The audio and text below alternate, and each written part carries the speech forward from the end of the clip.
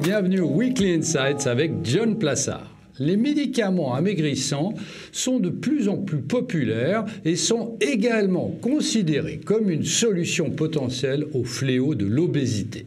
Pour mémoire, ces médicaments injectables sont à base de sémoglutide qui imitent l'hormone GLP-1 du corps pour aider à la production d'insuline et signaler au cerveau de réduire l'appétit. Ces médicaments sont initialement utilisés pour gérer le diabète de type 2. Le monde est confronté aujourd'hui à une véritable crise de l'obésité, avec plus d'1 milliard de personnes obèses et de nombreux autres en surpoids. La nouvelle génération de médicaments amaigrissants est considérée comme une solution potentielle à ce problème, mais elle a également suscité des inquiétudes dans l'industrie agroalimentaire. Les médicaments disponibles pourraient en effet avoir un impact sur l'industrie agroalimentaire car ils pourraient réduire la demande de boissons sucrées, de produits de boulangerie comme on les appelle, et de snacks salés.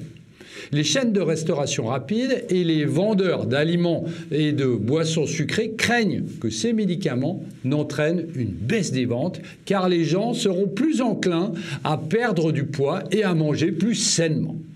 Toutefois, on ne sait pas exactement combien de personnes prendront effectivement ces médicaments et les entreprises alimentaires devront s'adapter à cette nouvelle réalité. Selon les prévisions, 24 millions de personnes, soit 7% de la population américaine, pourraient prendre ces nouveaux médicaments GLP-1 d'ici 2035. Une enquête menée auprès de 300 patients prenant ces médicaments a montré qu'ils mangeaient moins et qu'ils réduisaient leur consommation en aliments riches en sucre et en graisse. Environ 90% des personnes prenant ces médicaments ont déclaré qu'elles grignotaient moins et 77% ont déclaré qu'elles fréquentaient moins souvent les restaurants de type fast-food. Selon plusieurs études, ces nouveaux médicaments de contrôle du poids pourraient entraîner une baisse de la consommation de boissons sucrées, de produits de boulangerie et de snacks salés aux États-Unis de l'ordre de 3% d'ici 2035.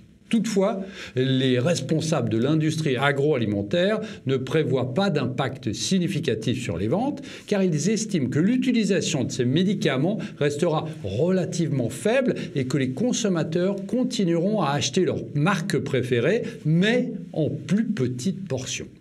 Certaines entreprises ont déjà pris des mesures pour s'adapter à ce changement potentiel du comportement des consommateurs, notamment en réduisant la taille des portions et en utilisant des ingrédients considérés comme plus sains. N'hésitez surtout pas à nous demander plus d'informations sur ce sujet extrêmement important. Passez une très bonne semaine.